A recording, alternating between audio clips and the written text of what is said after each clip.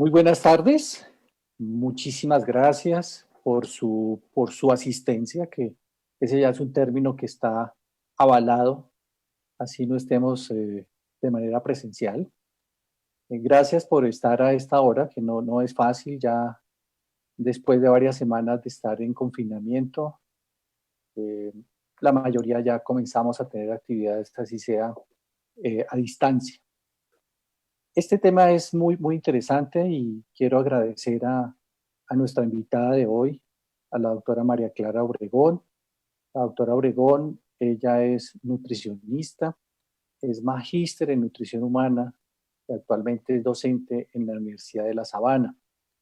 La doctora Obregón nos va a hablar algo que es fundamental desde todo punto de vista, que es el tema de la alimentación de las personas adultas, tanto eh, eh, a cualquier edad de la edad adulta, en un periodo como este especial de confinamiento, de cuarentena.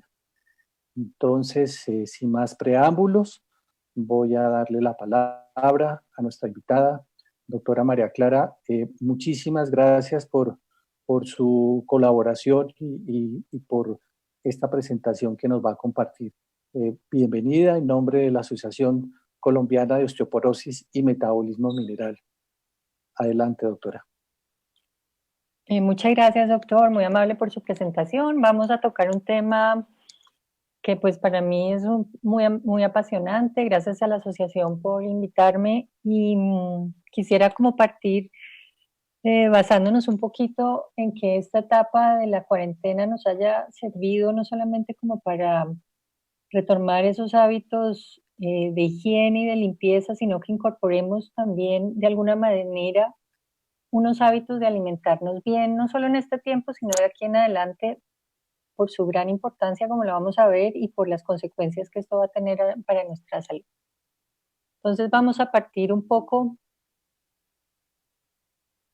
¿no?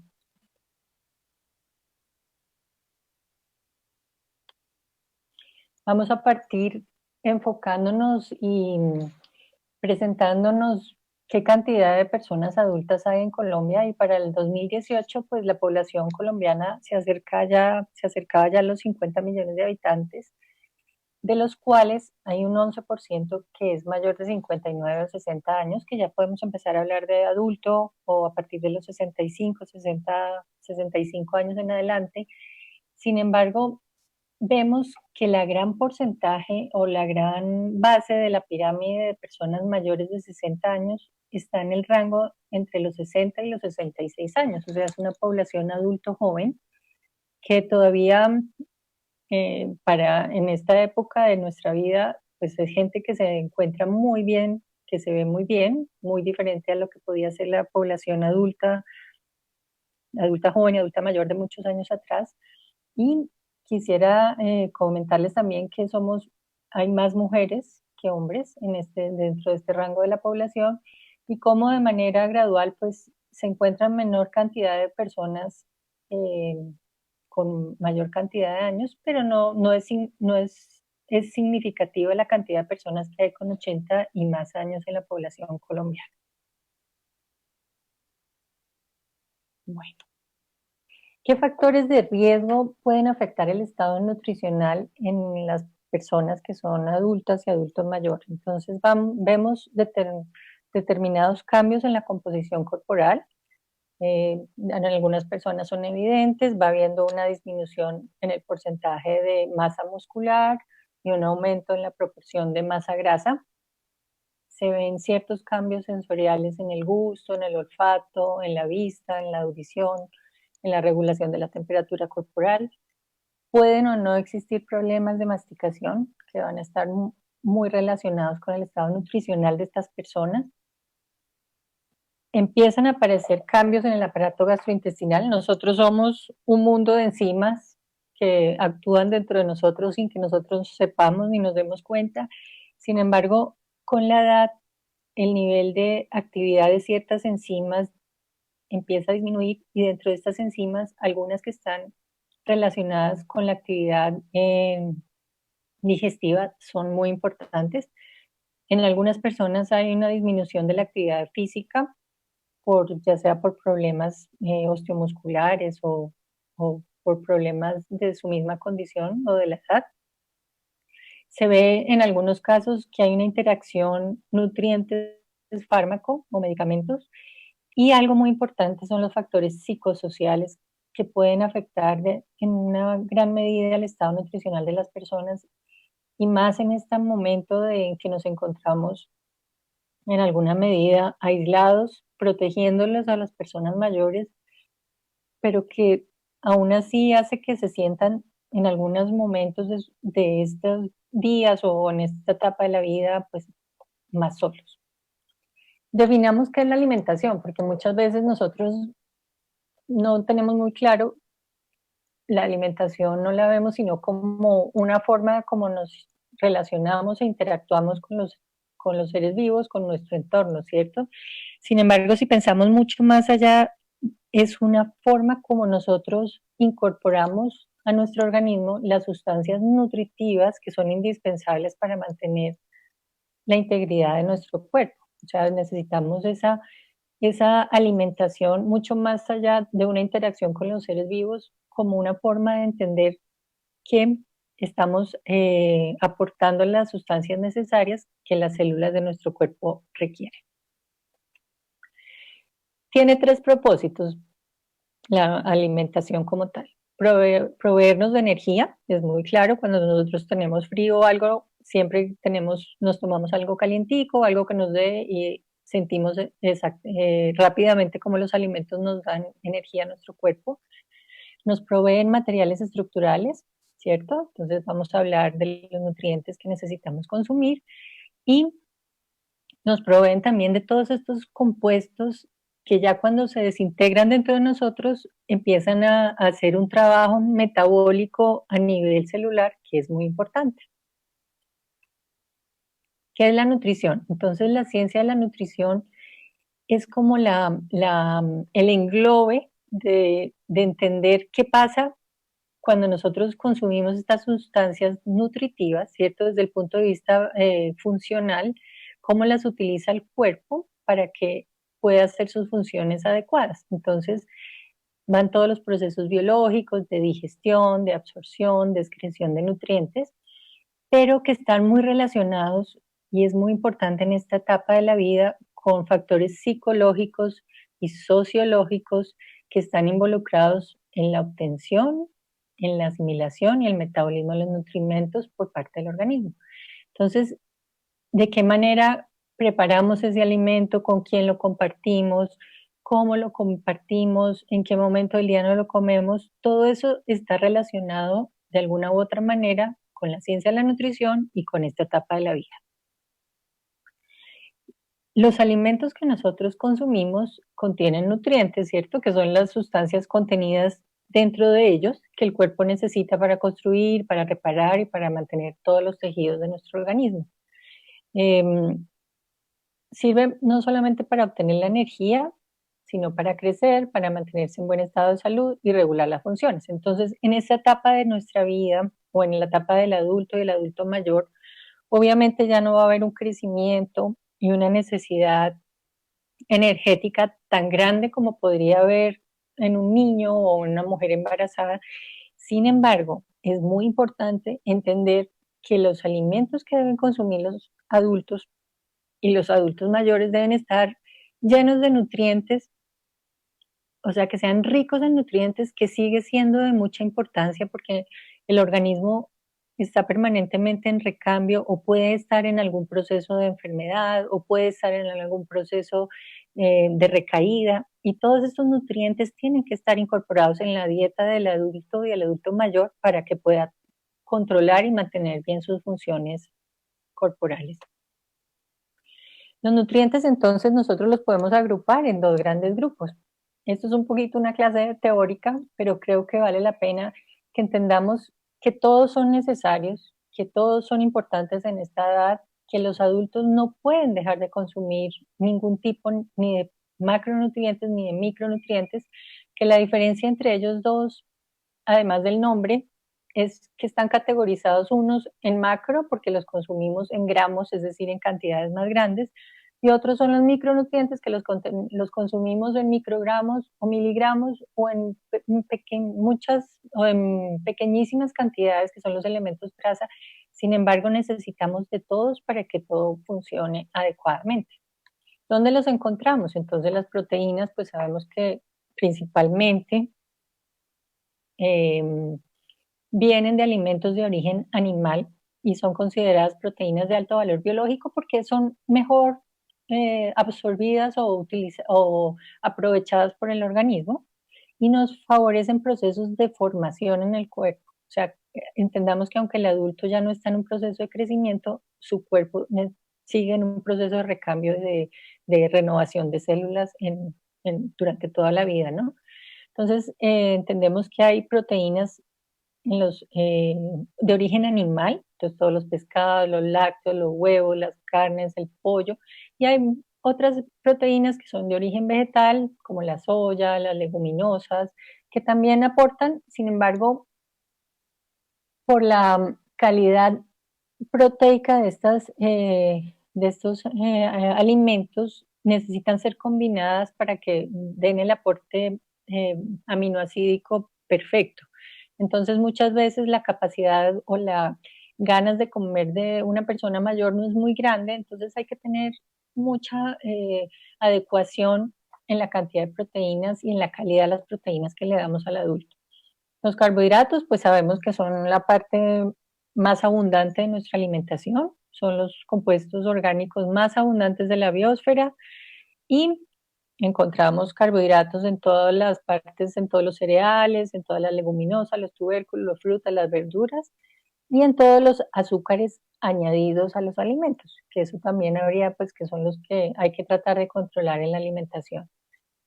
Especialmente en el adulto mayor, porque el adulto mayor le gusta el dulce, le gusta muchas veces reemplaza ciertos alimentos que pueden ser más nutricionalmente más ricos por alimentos que tengan más contenido o aporten de azúcar añadida. Y en cuanto a las grasas, son muy importantes, son componentes estructurales esenciales de la membrana celular, dependiendo de la cantidad y la calidad del tipo de grasa que comamos, esta membrana, la fluidez de esta membrana va a ser distinta. Las grasas no son las malas de la película, están muy relacionadas con procesos proinflamatorios y antiinflamatorios. Es muy importante la calidad de las grasas que consumamos. Es preocupante un poco el consumo de grasas, especialmente omega 3, aceites grasas esenciales en toda la población y en la población adulta. Entonces, eso es un tema que hay que tratar de mejorar el aporte de omega 3, en que encontramos en pescados de aguas profundas o en semillas como la chía, la linaza, pero las mejores fuentes de omega 3 en la dieta son los pescados de aguas profundas, o sea, el salmón o la sardina, que deben ser priorizados como fuentes proteicas y como fuentes de lípidos en esta etapa de la vida. En cuanto a los micronutrientes, encontramos las vitaminas y los minerales. Las vitaminas entonces son un complejo grupo de sustancias, es muy amplio. El tema de las vitaminas daría como para una clase completa cada uno de estos micronutrientes y macronutrientes. Sin embargo, a grandes rasgos, las vitaminas las dividimos por temas funcionales a veces en hidrosolubles y en liposolubles. Son todas muy importantes en este momento de la vida y en esta época de cuarentena, en esta época de virus. Es muy importante el consumo de vitaminas porque muchas de ellas participan en funciones antioxidantes que nos ayudan como a reforzar el sistema inmunológico y a controlar un poco esa oxidación, o sea, ese ataque de radicales y de complejos malos que se pueden formar, especialmente la vitamina C, la vitamina A, la vitamina E y fundamentalmente en esta época de la vida y en esta edad la vitamina D. ¿Por qué? Porque la vitamina D se sintetiza bajo la piel, hay receptores gracias a la luz solar, sin embargo con la edad estos receptores también no funcionan adecuadamente. Entonces, Hay que tener mucho cuidado con los niveles de vitamina D, con el consumo de fuentes alimenticias ricas en vitamina D, que no son muchas. Una de ellas es el pescado, pescados grasosos, y es un componente nutricional al cual nos tenemos que enfocar mucho, así como la vitamina A también cumple funciones inmunológicas muy importantes, la vitamina C, la vitamina K, que en este caso pues cumple funciones para la coagulación muy importantes, y las vitaminas del complejo B quisiera especialmente trabajar o aconsejarles el cuidado con la vitamina del complejo B12, ya que la vitamina del complejo, la B12 necesita síntesis de una sustancia la pared del estómago, y con la edad también se secreta menos esta sustancia, por lo que puede haber deficiencias de vitamina B12 en el adulto.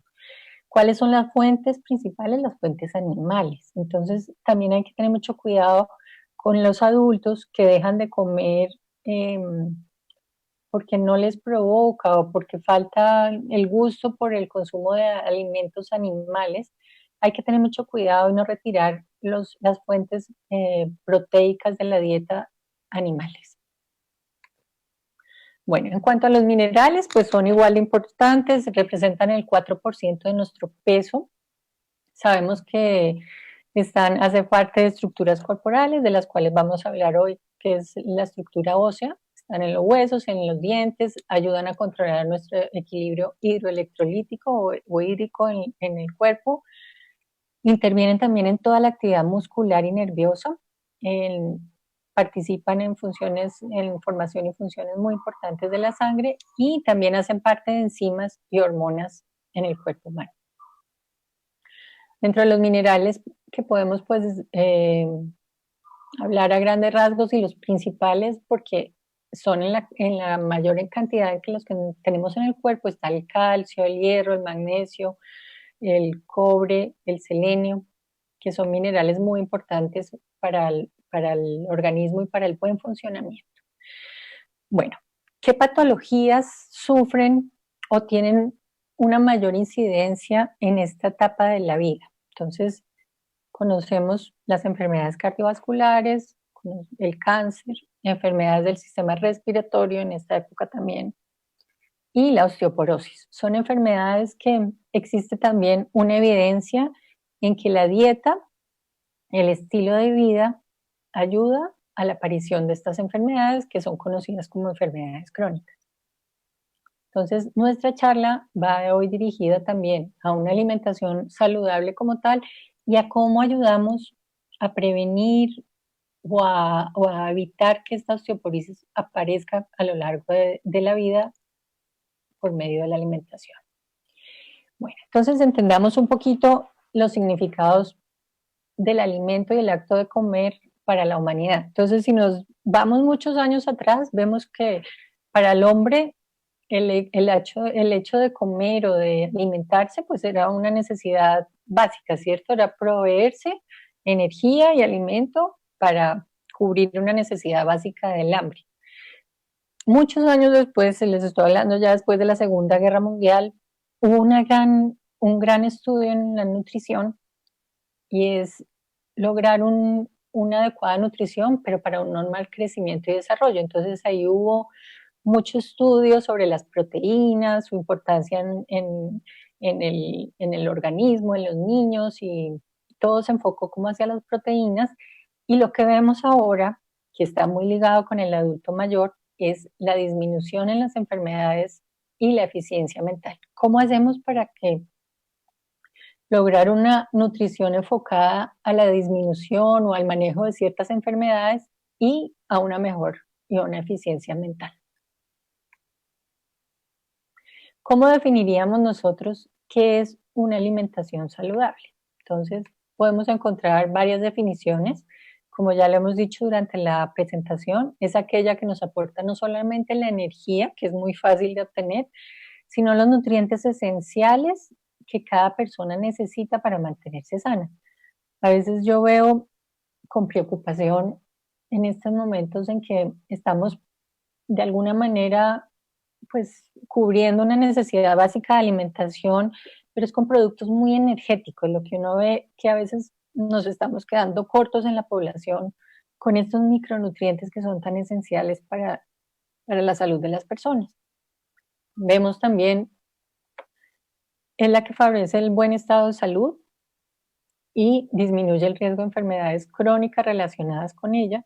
Entonces, esta salud que presenta el adulto y el adulto mayor es la consecuencia muchas veces de lo que ha acumulado a lo largo de la vida, de su consumo de alimentos, de lo que ha logrado y de lo que está haciendo y de lo que puede llegar a mejorar en términos de nutrición para evitar y disminuir el riesgo de estas enfermedades crónicas. Es la que define la salud de las personas, su crecimiento y desarrollo en todas las culturas. En términos generales existen unas normativas, unos valores diarios de referencia de macronutrientes, micronutrientes. Sin embargo, la parte social y la parte cultural es muy importante. Y la parte psicológica y la compañía en estas personas es vital. ¿Qué nos dicen las grandes organizaciones? Un patrón de alimentación incluye variedad de vegetales. ¿Qué les recomiendo yo? La mayor cantidad de colores en el plato, verdes, vegetales oscuros, rojos, naranja y legumbres, porque entre más colores, mayor cantidad de antioxidantes, vitaminas y minerales.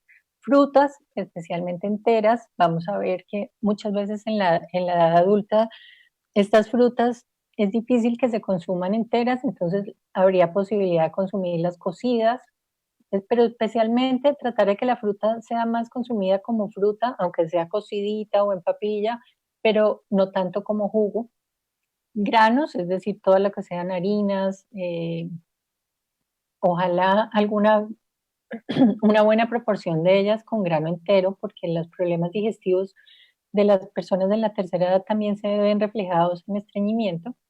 Productos lácteos son vitales si algunos necesitan bajos en grasa o bajos o deslactosados, como lo vamos a ver más adelante. Variedad de proteínas. Entonces, en esto, el adulto mayor hemos visto que se queda corto en las proteínas. Entonces, buscar fuentes de estas que les llame la atención, pescados blanditos, carnes magras o molidas, huevos, legumbres, semillas, nueces y soya. Y aceites de una buena calidad, especialmente aceites que combinen una relación omega 6, omega 3 que sea más balanceada. ¿Qué limita una alimentación para que sea saludable? Entonces, limitar las grasas saturadas a menos del 10% del valor calórico total, es decir, no más de 20 gramos al día en promedio. El consumo de grasas trans lo mínimo posible, menos de 2 gramos al día. Esto se logra sin tener que hacer cálculos, disminuyendo los productos procesados, que son los que mayor cantidad de aporte de grasas trans tienen, disminuyendo un azúcar añadida, es decir, también tratar de que sea menos del 10%, es decir, menos de 50 gramos al día de azúcar añadida, y sodio. El sodio, tratar de que sea menos de 2.300, 2.400 miligramos. En Colombia se ha visto que el consumo de sodio es muy alto. Por promedios nacionales se sabe que son hasta 5 o 10 gramos al día. Pero en el adulto mayor yo creo que ya ha calado la necesidad de que se debe disminuir el consumo de sodio. Sin embargo, tampoco eliminarlo del todo porque la palatabilidad cambia mucho y estas personas pues necesitamos que les guste comer lo que les sepa la comida. Entonces, a grandes rasgos, la alimentación debe ser completa, es decir, que tenga todos los macronutrientes, que tenga los micronutrientes, que sea equilibrada, es decir, que guarde una proporción entre ellos suficiente, así tengamos que hacer varias comidas al día en pequeñas cantidades, adecuadas para sus condiciones especiales. Ya habíamos hablado de condiciones muchas veces de la masticación o de problemas de degustación, y pues obviamente que sea inocua. Todo esto debe ser calculado de acuerdo a la actividad física que se haga. Puede ser que haya unos adultos que sean más activos que otros, de acuerdo a la edad y al género, porque los hombres siempre van a tener que consumir una cantidad mayor de energía y de proteínas que las mujeres. Bueno, esto es para recordarles un poquito lo que dice el Instituto Colombiano del Bienestar Familiar, de cómo podría ser un plato saludable para la familia colombiana. Entonces vemos que están incluidos todos los grupos de alimentos y la mayor proporción del plato debe ser a partir de frutas, verduras, cereales de grano entero, lácteos, proteínas, una proporción de aceites y la mínima cantidad de azúcares, especialmente azúcares añadidos. Bueno, ¿cómo estamos comiendo los colombianos? Esto también es interesante ver esto fue una encuesta nacional de nutrición del ANSIN 2010, nos dice que el 33% de las personas no consume frutas diariamente, el 72% no consume verduras diariamente, el 15% no consume carne ni huevo y el 39% no consume lácteos. No lo discrimina por edad, pero claramente sabemos que nuestra alimentación como tal no es balanceada y en este momento pues no cubrimos las necesidades especialmente de vitaminas, minerales y proteínas. Y calcio, porque más del 39% de la población no consume lácteos. Bueno, debido a esto, y siendo la osteoporosis una enfermedad del adulto, que se presenta muchas veces en el adulto y el adulto mayor, y siendo la dieta uno de los factores ambientales determinantes de la masa ósea, porque lo otro es la genética, ¿cierto? Vamos a hablar en esta charla el aporte nutricional de los alimentos que son los mayores contribuyentes de los nutrientes que favorecen y previenen la osteoporosis, que son los lácteos, cómo está el consumo de lácteos en Colombia y algunos mitos y riesgos nutricionales que han salido ahora a la luz pública debido a, pues, a esta velocidad de información y a las redes sociales. Ha habido una información que puede ser de llevarlos a los errores, a errores que pueden ayudar o fomentar la presencia de osteoporosis.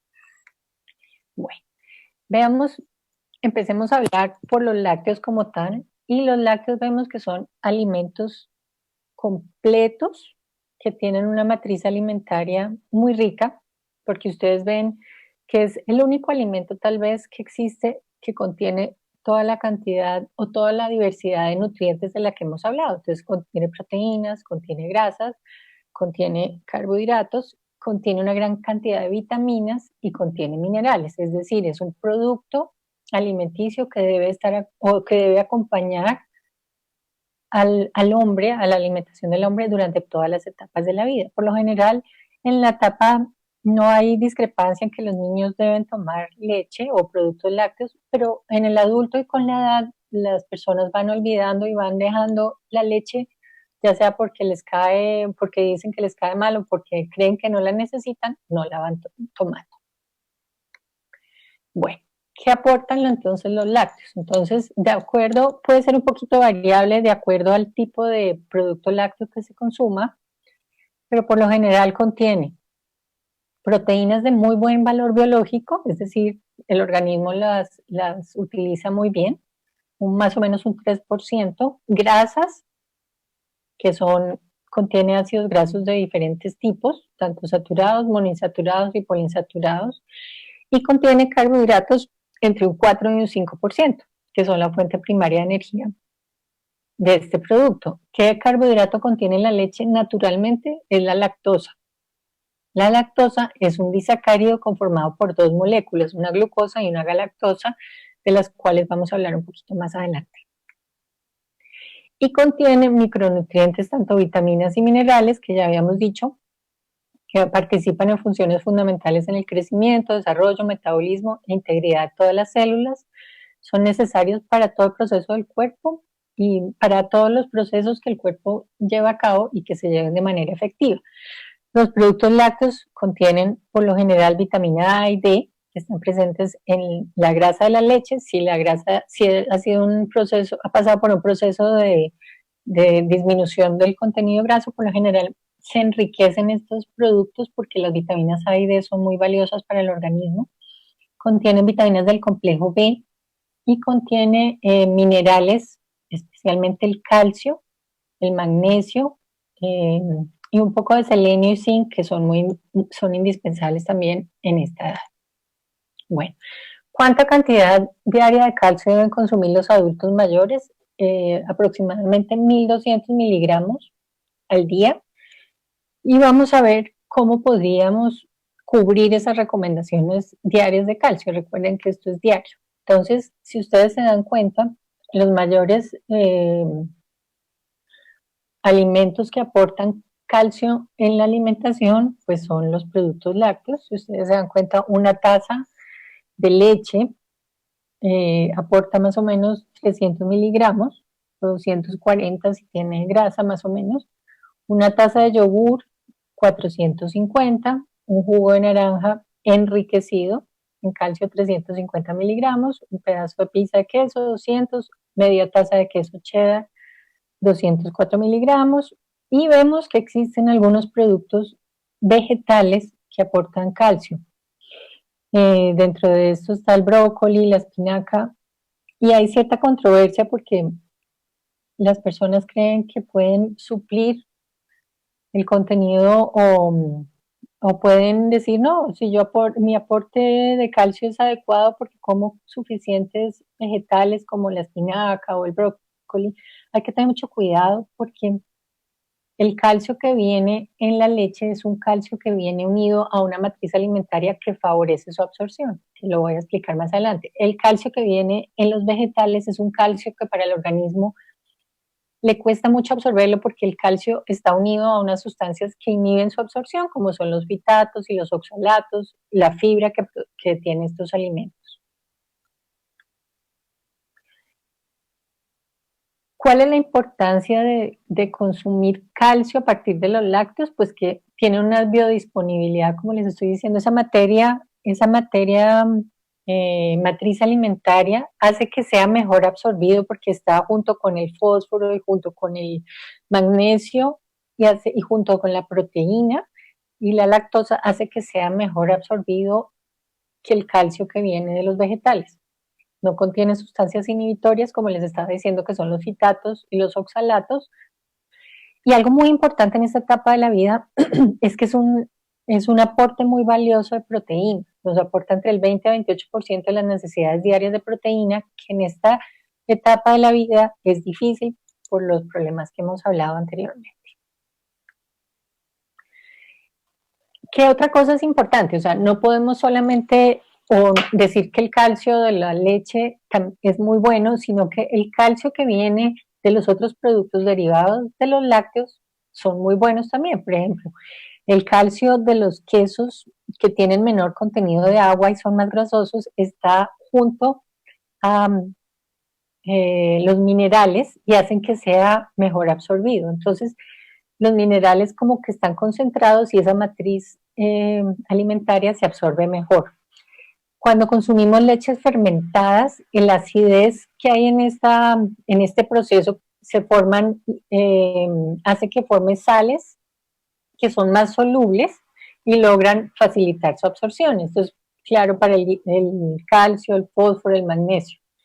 Y muchas veces también las enzimas o los bacterias benéficas que pueden tener y que vienen en estos productos y que sobreviven a la acidez gástrica y por lo tanto son probióticos, hidrolizan, es decir, pueden fraccionar la proteína y hacerla más absorbible, al igual que los micronutrientes.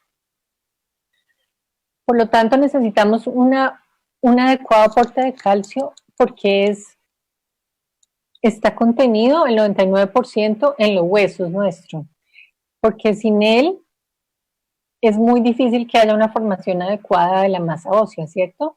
Y no ocurre la mineralización ósea, y no ocurre en esta etapa de la vida que haya más pérdida de calcio, es decir, no se va a absorber, no se va a fijar ya el calcio después de los 30 años, no fijamos mucho calcio, sin embargo, va a haber una menor pérdida de calcio si la consumimos de la dieta, porque el calcio funciona y es tan importante para nuestro funcionamiento diario que si no lo consumimos el calcio sale de los huesos. Entonces el aporte del calcio diario es muy importante.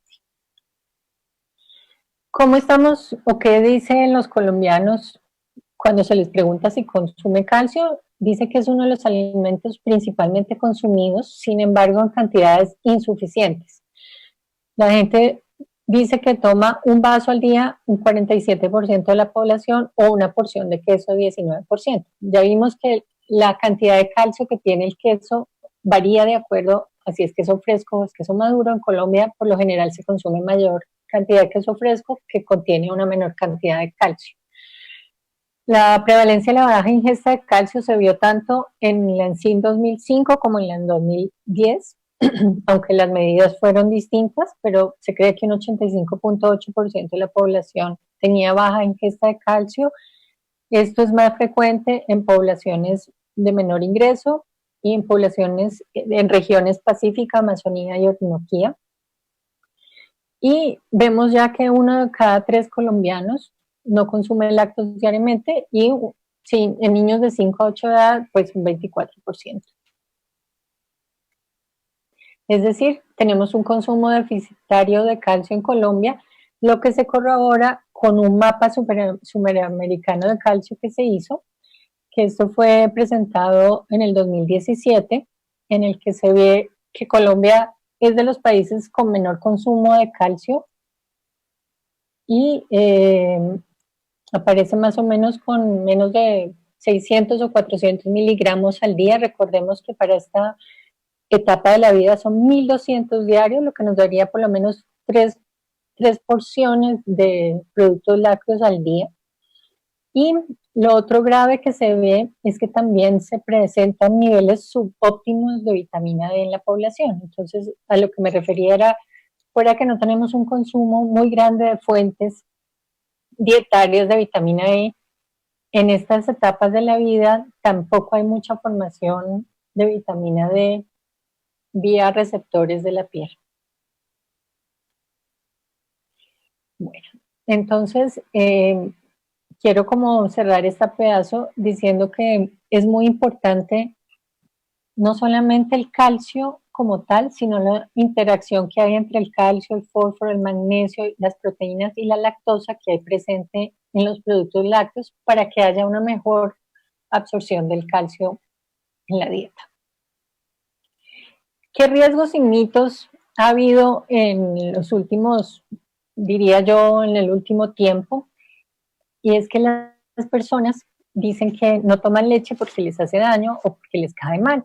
Entonces veamos que hay diferentes tipos de leche, no me voy a extender mucho, sin embargo, la leche puede ser distinta porque se modifica el contenido de grasa, ya sea parcialmente o la mayoría, entonces leche semidescremada o descremada, o porque se hidroliza la lactosa, es decir, se produce una leche que es deslactosada y puede haber también una leche deslactosada a la que se le ha disminuido el contenido de crema o de grasa. Estos son los tipos de leche que encontramos en el mercado. ¿Qué es la leche deslactosada? Entonces, no es una leche a la que se le ha añadido azúcar y sabe más dulce porque tiene azúcar. Es una leche normal a la cual se pasa por un proceso de hidrólisis, de rompimiento del azúcar de la lactosa por medio de enzimas, ¿cierto? Y se libera la glucosa y la galactosa, y esta liberación de las dos moléculas separadas hace que el producto sea más dulce.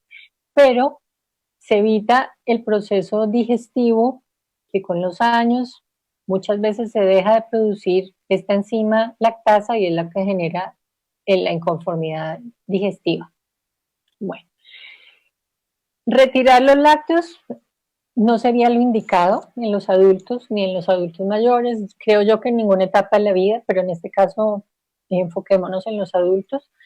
¿Por qué? Porque podemos darle alternativas a las personas, es decir, podemos darles una leche sin lactosa, podemos darle la leche deslactosada, podemos, si no hay oportunidad de consumir o de comprar una leche deslactosada en el mercado, lo que se ha visto es que el organismo es capaz de tolerar 12 gramos de lactosa más o menos que hay que es el contenido de lactosa en una taza de leche entera. Sin embargo, hay problemas cuando el contenido de la leche, cuando se toma la leche completa en una sola toma. Lo que podríamos hacer en un adulto mayor, es partir las tomas de la leche para que no haya esa carga de lactosa de manera tan amplia en el intestino y se produzcan las consecuencias indeseadas. Se puede tomar yogur, se pueden utilizar los quesos, que no debería tener problemas de intolerancia a la lactosa. ¿Qué podemos concluir? Que los lácteos deben considerarse como componentes de una dieta equilibrada. Ya vimos que son parte y tienen todos los macronutrientes y micronutrientes que una persona necesita. Es un alimento completo desde el punto de vista nutricional. Siempre se ha mostrado que hay un beneficio en todas las etapas de la vida, incluir lácteos en la dieta. En ninguna guía alimentaria basada en la evidencia, si ustedes revisan, dice que se debe evitar los lácteos, especialmente pues en los niños para la formación de una buena masa ósea y en poblaciones adultas para evitar esa pérdida de masa ósea que se produce con la osteopenia y luego con la osteoporosis. Y lo que hemos visto en Colombia es que aunque ha habido una mayor ingesta de calcio en los últimos tiempos, en el último tiempo todavía estamos cortos en la cantidad de calcio que debemos consumir en la dieta. Recuerden que estos son consumos diarios. Esto no es que un día comí y en 2 días no comí o en la semana sí comí. Debe ser el consumo, debe ser diario. Bueno, esto es para cerrar porque me parece muy lindo. Hay un doctor Ángel Gil que es experto en nutrición y él dice que solo hay una manera de nutrirse y 1000 de alimentarse, y la única manera de nutrirse es cubrir los requerimientos. Y muchas gracias. No sé si tienen preguntas. Dime. Doctora Obregón, no, muchísimas gracias a usted por su magnífica presentación, muy clara. Realmente es el consumo de calcio en los alimentos ha demostrado que tiene mayor eficacia y mayor beneficio para los huesos que los mismos suplementos. Exacto. Y pues definitivamente la mayor fuente de calcio en la dieta pues son los lácteos. Y hay varias preguntas precisamente a ese respecto. Dentro de los mitos hay alguien que está participando que pregunta ¿qué asociación existe entre el consumo de lácteos y la presencia de cáncer? Bueno, lo que se ha visto los resultados son controversiales. Se ha visto una asociación para el cáncer de próstata, pero se ha visto factor también que ha sido factor protector para otros tipos de cáncer. Entonces, podríamos decir que es un factor protector para cáncer, especialmente de colon, y se ha visto una pequeña asociación con el cáncer de colon en hombres. Sí, tal vez, y con todo respeto, como para complementar su respuesta, nosotros consideramos que hay una suficiente evidencia de varios años, evidencia científica del beneficio de los lácteos. Exacto. En cambio, la evidencia del factor deleterio, especialmente este del cáncer, pues yo diría que leve no es insuficiente. Insuficiente. Y lo único que se ha encontrado es una relación con el cáncer de próstata. Sí, pero sin que sea un factor determinante como para decir que si un hombre consume lácteos puede desarrollar cáncer. Porque el factor genético que hay detrás del cáncer de próstata es el factor más determinante. Bueno, hay otras preguntas respecto a la leche de soya. ¿Qué opinión le merece la leche de soya? Y hay otra pregunta relacionada con eso. Si la leche de soya transgénica también tendría el beneficio de la que no es transgénica. A ver, la leche, solo deberíamos denominar leche aquella leche o aquello que sale de las ubres, ¿cierto? Las bebidas derivadas de la soya o de las semillas no deberían llamarse leche porque el contenido nutricional es muy pobre, no se puede comparar con el contenido nutricional de los lácteos. Entonces, dejemos de llamarla leche, sino bebida de soya. Eh, Claramente no se puede comparar ni desde el aporte de calcio, ni de aporte de la calidad de la proteína. Puede ser tomada porque funciona para preparaciones culinarias muy bien. Desde el punto de vista transgénico, yo no me atrevería a dar una respuesta como tal porque no tengo un conocimiento, aunque no tengo creo que lo que sé, no tengo problema con los productos transgénicos y no habría una diferencia clara o por lo menos un estudio que a uno le mostrara que haya una diferencia entre que sea más beneficiosa que venga de transgénicos o no conozco, no sé si usted conoce, doctor, pero creo que no tengo ningún estudio que nos pueda decir que los alimentos transgénicos produzcan algún efecto negativo en la salud. Digamos que esa parte también está controvertida, existe más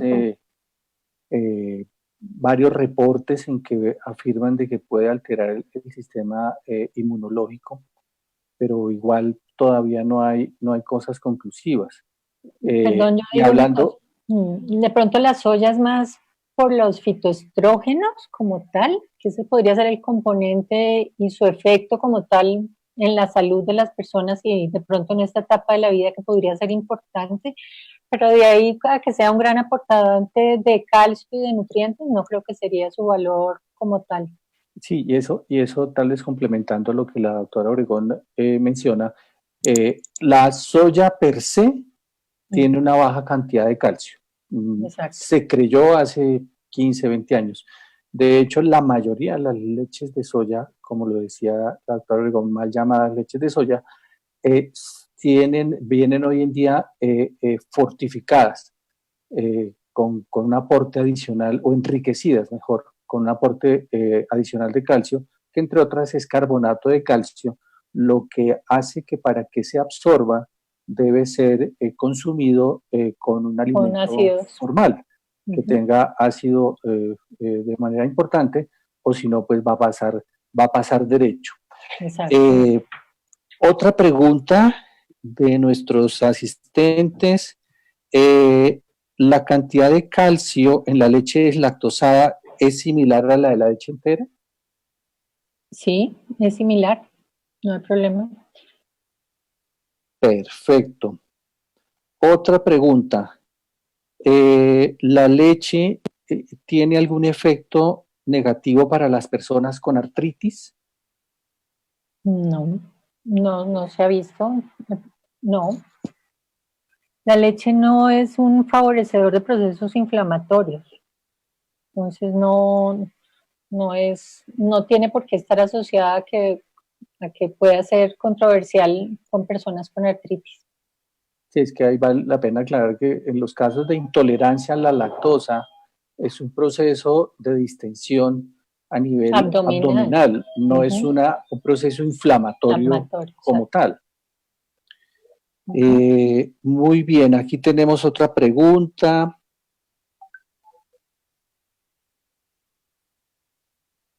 No creo que era tal vez en relación con lo mismo, sí, de la inflamación asociada al consumo de lácteos.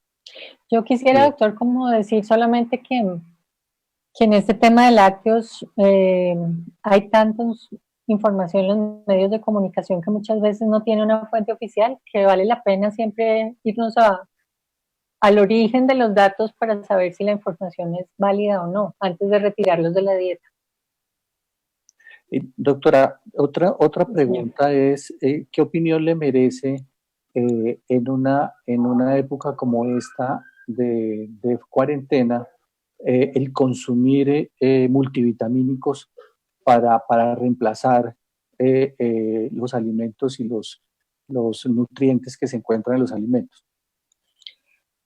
Pienso yo, doctor, que todo depende de la dieta, de la variedad de la alimentación que esté tomando la persona.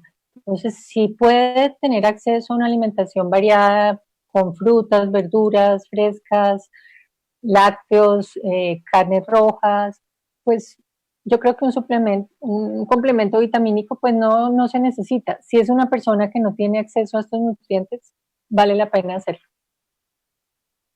Perfecto. Ese sería como complemento, ¿cierto? Sí, como complemento. Sí. Pienso que mal no va a ser, nunca va a ser mal tratar de ayudarnos en mejorar el aporte de estos nutrientes, pero siempre hay que fomentar que sea a partir de los alimentos. Cuando no se puede, es válido tomarnos una vitamina.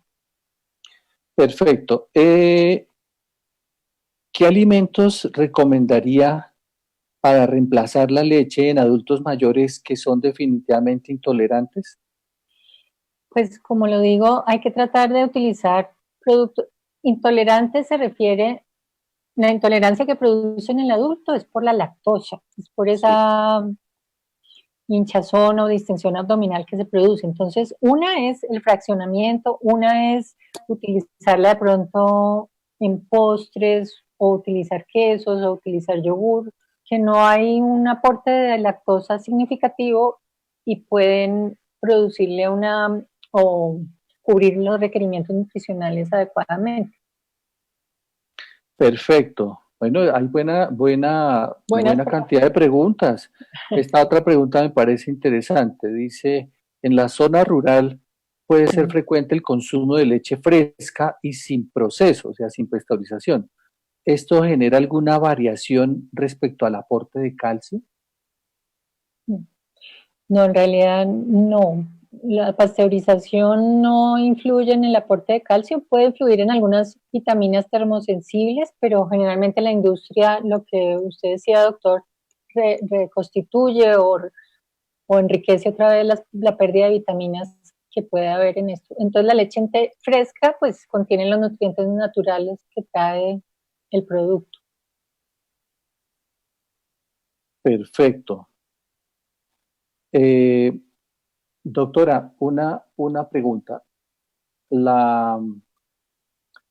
Cierto grupo de personas adultas consideran que al estar en una cuarentena y tener una actividad disminuida, que si consumen muchos lácteos van a aumentar de peso y por eso restringen la ingesta. ¿Qué opinión y qué recomendación daría a ese respecto? Sí, pues el aumento de peso no se da por el consumo de un solo alimento, sino por la cantidad de energía que se consuma además en el día. Si debemos restringir algunos alimentos, pues ojalá no sean los lácteos, que no aportan gran cantidad de calorías y aportan muchos nutrientes. O sea, son densamente densamente ricos en nutrientes. Entonces, más bien, quitemos otros alimentos que nos aportan más calorías y que no nos dan tantos nutrientes como son los lácteos. Perfecto, vamos a dar trámite a las últimas dos preguntas que, como dicen, el tiempo es oro en televisión, esto es casi televisión. Recomendaciones para cubrir el consumo de calcio en una persona vegana. No, qué difícil. No, suplemento. Es muy difícil porque a menos que tome bebidas fortificadas de soya o de alguna bebida fortificada, ya sea almendras, tiene que recurrir a los suplementos de calcio. No es fácil. Sí, obviamente siempre se respeta la decisión del estilo de vida, pero tal vez una recomendación, y lo decimos nosotros como médicos desde la Asociación Colombiana de Osteoporosis, es que los requerimientos, como lo mostró la doctora, de calcio antes de los 20 años y después de los 60 son quienes más requieren, 1.200 miligramos. Antes de los 20 para ayudar a formar y fortalecer los huesos y después de los 60 para disminuir el riesgo de que esos huesos sean más frágiles y más fácilmente se fracturen. Desafortunadamente, aunque el calcio está presente en muchos vegetales, pero la mayoría está en forma de oxalato de calcio, y el oxalato de calcio es absorbido por el cuerpo humano solamente un 35%. Entonces, por más de que quisiéramos y consumiéramos grandes cantidades de vegetales, nunca va a equilibrar el consumo de los calcios, de los lácteos. Y una pregunta final. Perdón un segundo, que esta ya me la habían pasado por acá y ahora vamos aquí. ¿Qué diferencia hay entre suplemento y complemento? Suplemento es cuando tú suples algo por otra cosa, ¿cierto? Y complemento es cuando uno completa la dieta. Lo que pasa es que uno utiliza mal la palabra de suplementos nutricionales en el suplir las necesidades. Lo que en realidad estamos haciendo con las vitaminas al tomárnoslas es un complemento alimenticio. Suplir es cuando estamos, por ejemplo, tomándonos algo que nos suple las necesidades de un almuerzo o algo, ¿cierto? Y complementar es rellenar esa parte que no estamos alcanzando a completar. Perfecto. No sé, doctora, si un mensaje final ya para... Un mensaje final, tal vez a los veganos por largo tiempo, pues decirle que se mantengan muy controlados, porque desde el punto de vista nutricional es difícil tener una dieta vegana y que cubra los requerimientos especialmente de calcio. No me quiero salir del tema, pero también invitarlos al ejercicio, a la luz. La masa muscular es lo que sostiene también los huesos, entonces esta pérdida de masa muscular a partir de los 60 años, pues ojalá la pudiéramos prevenir en la mayor medida. No sé, doctor, si le parece que también cerremos con el ejercicio como nuestra mano derecha para la prevención de la osteoporosis. Es fundamental, y yo creo, doctora, que no es salirse del tema, sino es complementar el tema. Alimentación y ejercicio son sinérgicos, tanto cuando se quiere bajar de peso como cuando se quiere tener una salud, un estado nutricional adecuado para tener una buena salud. Siempre debe ser complementarios. Una buena alimentación sin ejercicio no va a ser igual que si se realiza el ejercicio, y ejercicio que sea, por un lado, de contacto, por eso se resalta mucho el caminar, el bailar, y por otro lado los ejercicios contra resistencia, usar las banditas elásticas, las mancuernas, y así como hoy hemos tenido una persona idónea para prescribir alimentación como es una nutricionista, de la misma manera la persona idónea para prescribir ejercicio es el deportólogo. Y los invito también, doctor, que esta cuarentena nos sirva, como dije al principio, no solo para adquirir hábitos de vida de higiene, sino hábitos de consumo saludable. Claro que sí, doctora. Muchísimas gracias. Bueno, pues, gracias por su gentileza y por su excelente presentación. Y a ustedes, a los asistentes, a los que todavía quedan conectados, muchas gracias. Muchas gracias, y de todas formas esto va a quedar montado en nuestra página web para que los que quieran volver a escuchar o los que no pudieron hacerlo tengan la oportunidad de escuchar estos consejos y esta presentación muy importante. Muchísimas gracias. Bueno, muchas gracias. Todos, gracias, doctora, de nuevo. Muchas gracias. Muchas gracias. Hasta luego. Hasta luego.